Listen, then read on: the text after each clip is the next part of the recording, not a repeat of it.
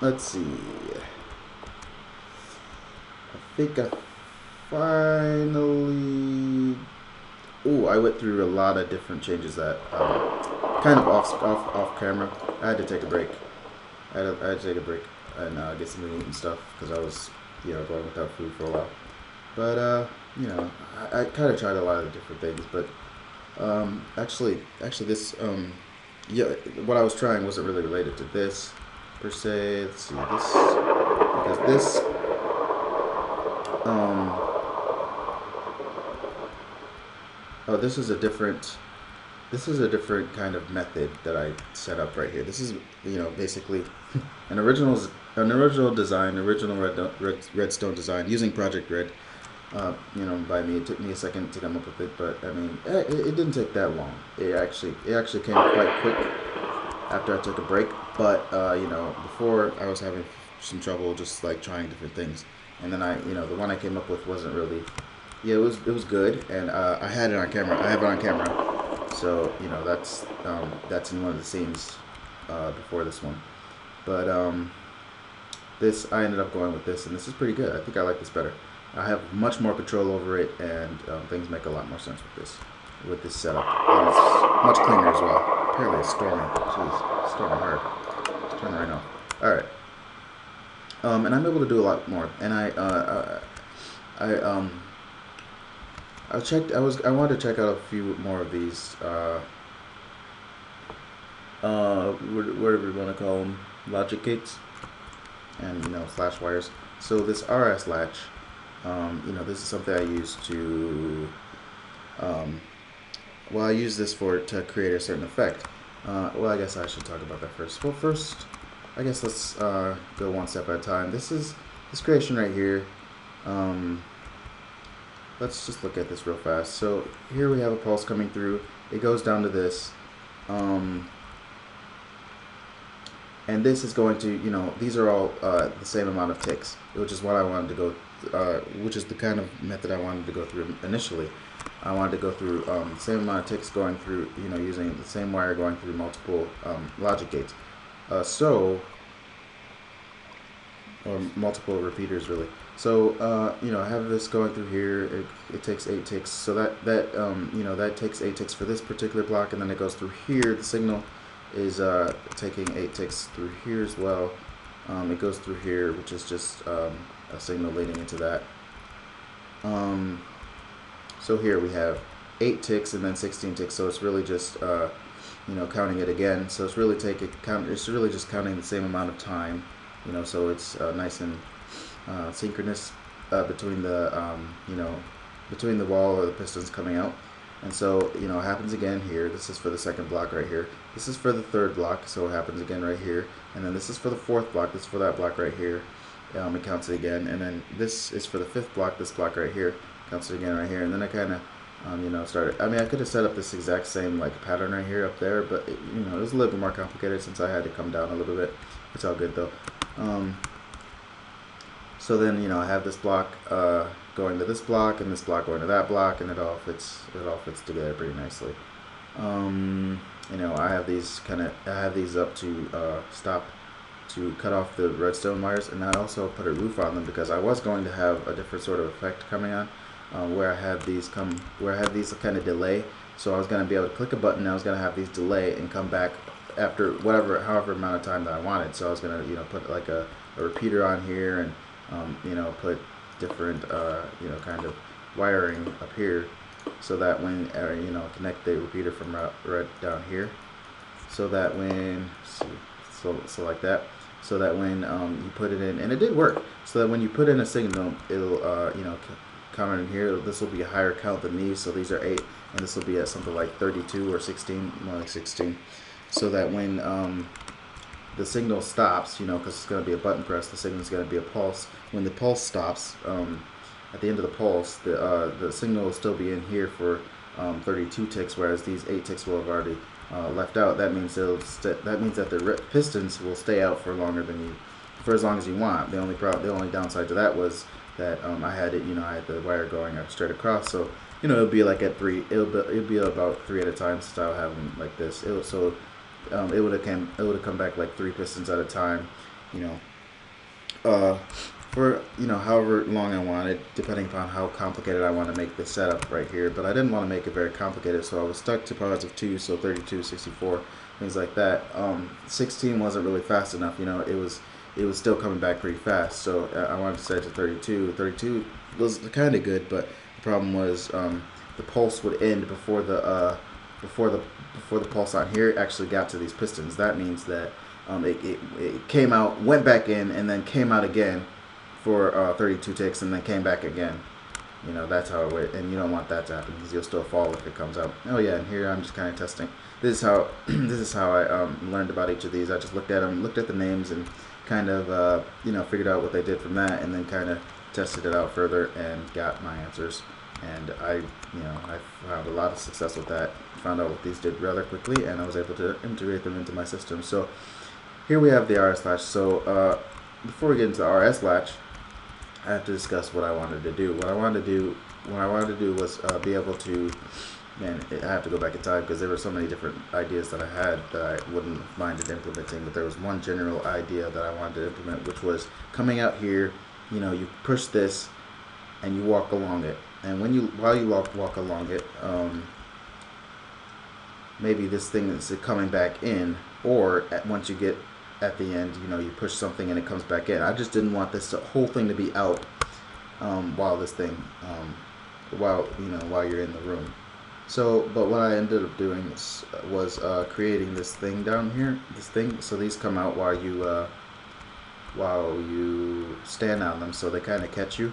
So they just, they let you down slowly. You boop, drop down, boop, drop down, boop, drop down, and boop, and you're down. And that's how you'll get down. At first I had a ladder going down there, but that wasn't very, I didn't like that as much.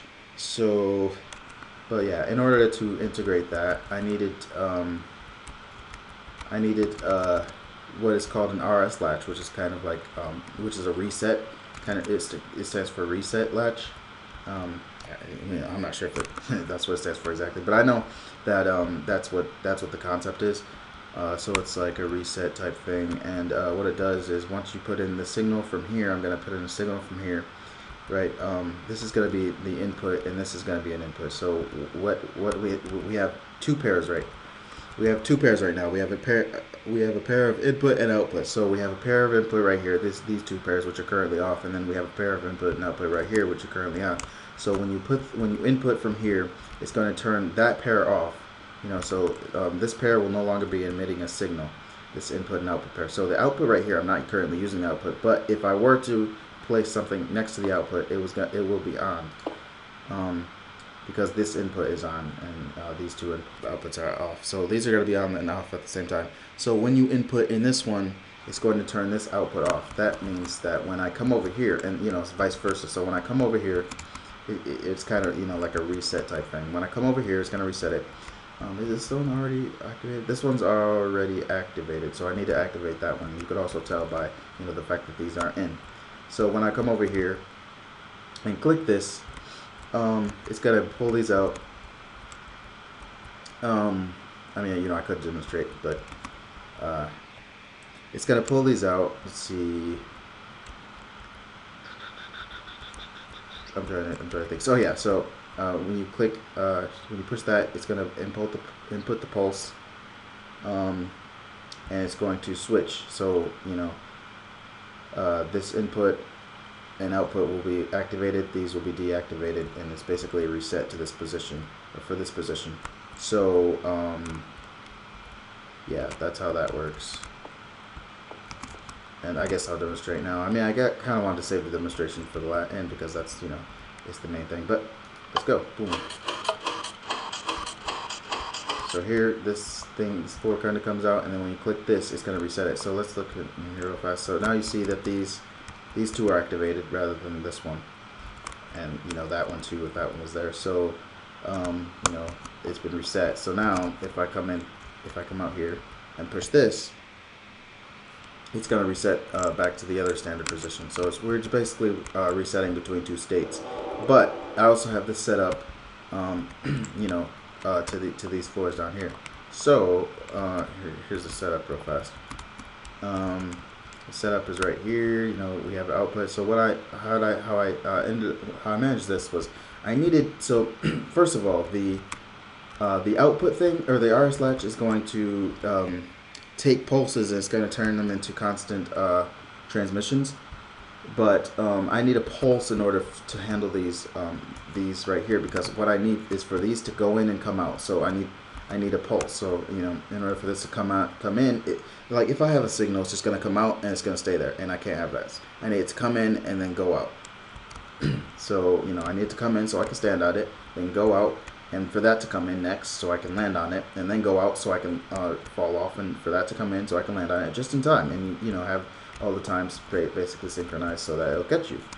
You know, and that's handled by something else. But the part where, you know, this is going to be a pulse, it has to be handled by what's called a pulse former, because originally, you know, by using this by using this RS latch, which is what I really needed in order to set up this correspondence between the first button and the second button, so that the first button turned off the second button, and the second button, more importantly, the second button turned off the first button, was that so once that happened, it channeled the pulses, the original pulse of the button, into a constant signal. And now that this is a constant signal, it's just, you know, it's not gonna work as well. It's like it's not gonna work for my you know, dropping 4. It's just gonna be a constant signal, even though I just sent a pulse of redstone. Not much more to say about that. So in order to bypass that, I needed to just use a pulse former. You know, I just looked through the Project Red, yeah, right here, the Project Red integration items. I guess you call them logic gates. Oh, these are logic gates, really. So I don't know. I guess you just call these, I don't know, whatever. And I saw pulse. The pulse. Where is it? I saw it just a second ago. Gosh, where is it? Pulse former. The pulse former. So, you know, and basically, I was looking for it because I knew exactly what I wanted to do, and I suspected that there would be, you know, an item designed specifically for that, and there was. So, you know, it does a little bit more too. It turns what it does is it turns a constant signal into a pulse, and it also increases the frequency of a regular pulse. So it has a much faster frequency, which was causing me a bit of a problem in the beginning, because I didn't notice that it had such a fast frequency that it sent this top part jetting out, you know. So here at first I didn't have this repeater here that has 16 ticks. So it sent this pulse out, and it launched right into the sticky pins, the first sticky pistons. Now these were already here. These repeaters, I didn't need them at first, but since the pulse was intensified, the frequency of the pulse was intensified, this came out so fast that the sticky piston wasn't even able to hold onto the blocks, and the blocks could just kind of stayed out here, and that really made no sense to me. I thought it was malfunctioning. So that's just how fast it came out, and well, it probably was in a sense malfunctioning. It came out so fast that, I mean, you know, you almost can't expect it to do that, right? But you know, Minecraft has its own, you know, laws of physics, I guess. So they kind of just stayed out, and I didn't really know what was going on until I thought about it and realized that it was sending out a very, very highly intensified, or, you know, a pulse with a highly intensified frequency. So I had to just add in this extra repeater, which with 16 ticks, and that kind of evened it out, and it made it perfect. So once I did that, that worked. And so what it did was it turned this constant signal that you know, that is originally a pulse, but turned into a signal by the RS latch. It turned that signal back into a pulse, but a very intensified pulse, which is then you know, de-intensified by this repeater. You know, it kind of stops it and slows it down, and then, you know, sends it to this, and, you know, the pulse continues, or sorry, yeah, the pulse continues down into this, which is you know, delayed even further, and it's delayed, you know, perfectly so that it'll catch me while I'm falling. So there's that. Let's see, I just wanna, I guess I could put boom, boom, boom, boom. Pretty cool. It's really, really cool and fun stuff. whole point of having a laboratory is to be able to do stuff like this, fun stuff like this, and get into really interesting stuff. You know, I mean, I didn't imagine that my first inventions would be redstone inventions, things like that. Really cool, really fun stuff, really fun mod. Project Red is great, you know, derived off of Red Power 2, which was awesome, but, you know, discontinued and continued by fans. That's Project Red. Really awesome, really, really cool. So, you know, let's see. Oh, yeah, let's see this now. Let's see this in action. So once we push this, it's going to start deactivating this, and it's going to activate this. So we'll, you know, I'll show it again. All right, so let's start from the beginning. In fact, let's not fly. Let's just go through it. So push this. These are going to come out, and you know, originally this is a pulse. You know, this is a button, but again, the RS latch is turning into a regular signal, so these don't come back in, and that's why I'm able to do that. And I didn't want to have to, you know, use the regular signal buttons, or the latches, or sorry, the switches. And so now I'm on here, and then I can click this. Once I click this, these come down, and this, oh yeah, and this starts up. What you're really supposed to do is, you know, step on that immediately. So let's look at that one more time. But I did, you know, I just want to show that how it's kind of bringing these back at the same frequency.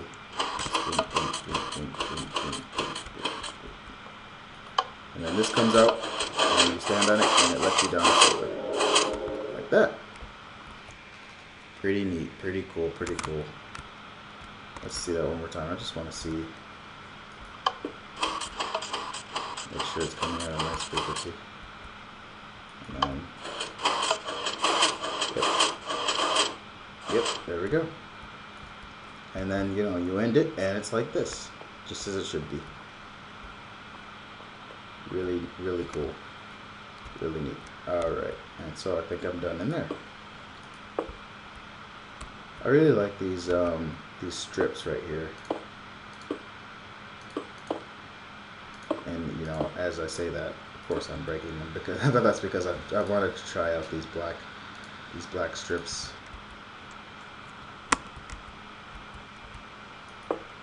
See how these work out for me. Ooh. So I can place the button first and then place the black strips. Make it like that. But I don't think the black strips are working for me. Not for the button. Anyway. It's not for here. It doesn't work right now.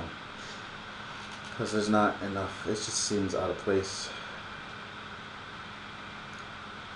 So put the black aluminum strip. But now I can put it inside the square. Whereas before it was outside the square, I was forced to use. Ooh. I was forced to use. Dude, come on. And I was forced to use, you know,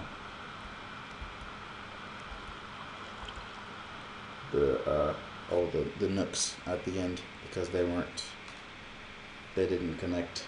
Normally they were missing nooks. There were missing nooks.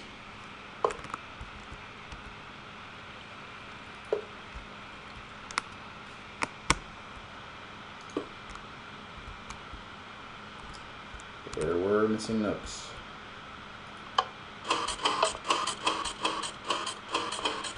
I'm pretty happy about this. It did not take me nearly as long as I thought it was going to take, because you know, I thought it was going to be complicated to get these, you know, synchronized and to get it all integrated into this, and to get that button to shut this down, which it was. But you know, what really helped me were these extra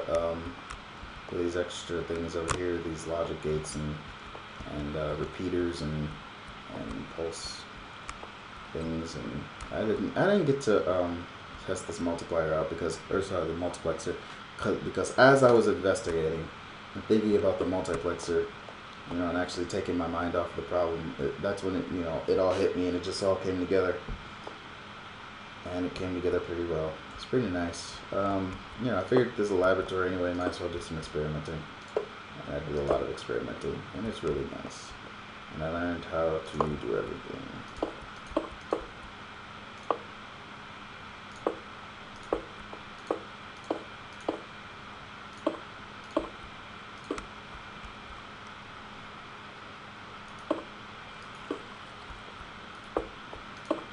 Oops. Didn't want to do that.